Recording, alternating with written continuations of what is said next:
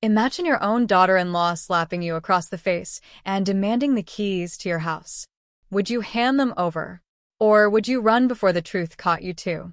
My daughter-in-law slapped me in the face and demanded my house keys. The sound of it still echoed through my living room. The curtains trembled in the afternoon breeze.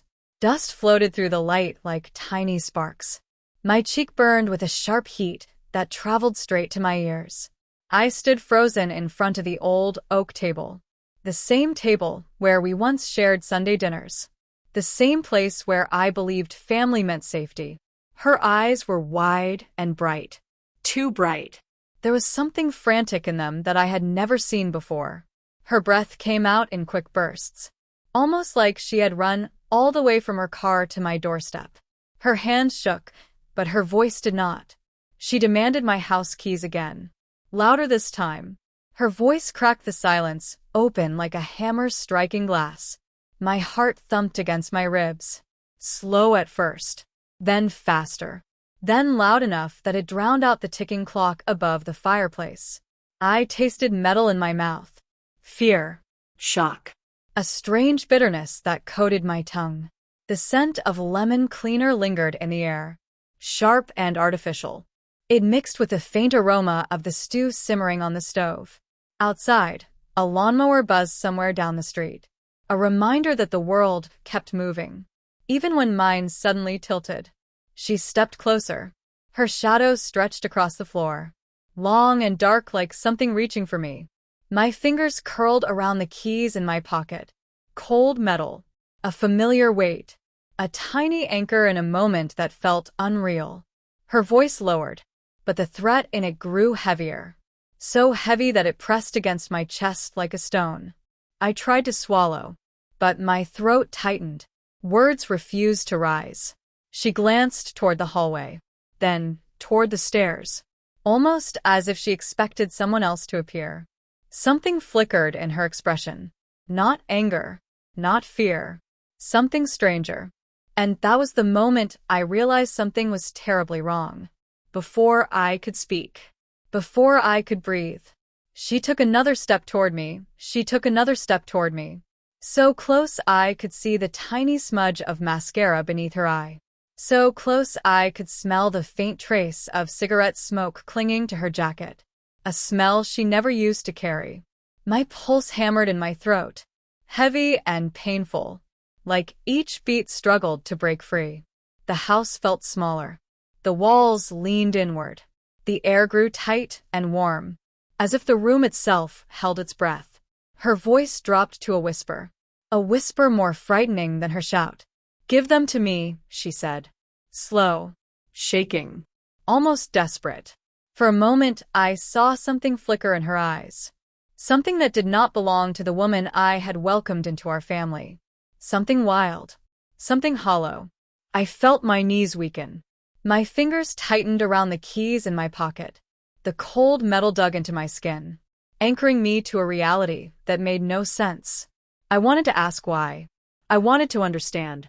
But the question would not leave my tongue. My voice felt buried under the weight of her demand. A soft creak sounded at the top of the stairs. My heart jumped.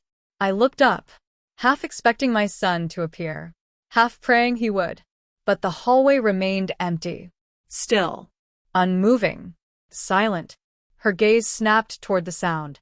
A flash of tension crossed her face. Her jaw tightened.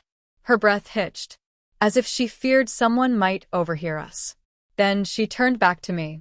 And this time, there was no pleading in her eyes. Only determination. Sharp as broken glass. "I need them," she said. Her voice low. Her words trembling. "But you will not understand if I explain." My stomach twisted. A cold weight settled beneath my ribs. Because she was right. I did not understand. Not at all. The woman who once hugged me in my kitchen. The woman who used to bring flowers from the farmer's market. The woman who cried the day I gave her my grandmother's recipe book. That woman felt gone. And the woman standing in front of me, demanding keys with shaking hands and burning eyes, felt like a stranger wearing her skin. My mouth finally opened. Just enough for a small breath. Just enough for a single hoarse word. Why? Her lips trembled. Her eyes darted toward the window, toward the street, toward something I could not see. Then she leaned closer, so close her breath touched my cheek. And she said a sentence that froze me from the inside out. They are coming. The room spun. My breath caught. My fingers unclenched around the keys. But I still did not move, because her voice was not angry, not demanding, not threatening. Her voice was terrified. She reached for my hand, her grip tight, cold, desperate. And as her fingers wrapped around mine, I felt her whole body tremble. Please, she whispered, give me the keys before they get here. My heart dropped, a heavy, sinking fall, deep into my stomach, because in that moment, I knew this was no simple argument, no misunderstanding, no outburst or stress or family tension. This was something darker, something dangerous, something that reached beyond the walls of my quiet home. And she was not done speaking yet, not even close. She lifted her eyes to mine, tears gathering at the edges, her voice barely audible. They know about the house. She swallowed hard, her hand squeezing mine tighter. And they know about you. Her words hung in the air. Heavy, cold, impossible. I felt the room tilt again. But this time, I reached out and steadied myself on the edge of the table, because I knew I needed to stay present, grounded. Even as fear coiled low in my stomach, I took a slow breath, then another, and I gently pried my hand free from hers. Tell me who, I said, my voice thin, but steady enough to hold us both in place. She wiped her face with the back of her hand, her chest rising and falling too fast, her eyes darting toward the window once more. Then she spoke, finally, softly. My brother, she said, her voice cracking. And the people he mixed with, they think you hid money for him. They think the house is theirs to take. The words hit like a cold draft. Sharp, unwelcome, chilling all the way to my bones. I blinked, trying to understand, trying to sort through memories, trying to recall anything that might explain this. But there was nothing. I shook my head slowly. I do not have anything for them, I whispered. She nodded, frustrated, panicked. I know, she whispered back. But they will not believe that. They never believe anything. They act. They do not think. For a long moment, we just stood there, two people stranded in fear, in the middle of my warm, familiar living room. Then something shifted inside me. A clarity, a strange calm that rose like a tide.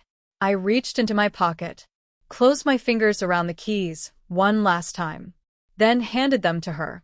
Her breath caught, a sound like relief and heartbreak tangled together.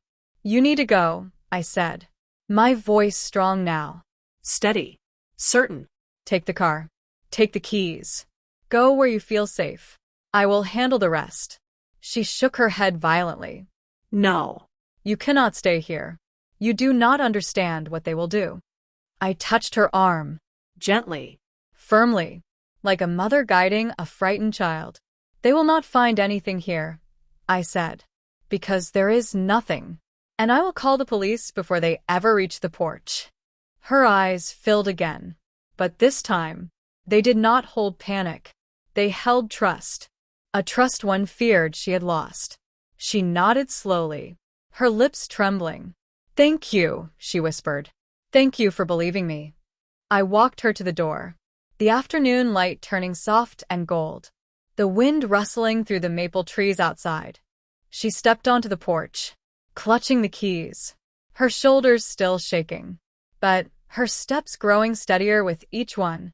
She reached the car, looked back at me once, a silent apology, a silent plea, a silent promise. Then she drove away, the sound of the engine fading down the quiet neighborhood street. I stood in my doorway, the breeze cool against my still-burning cheek.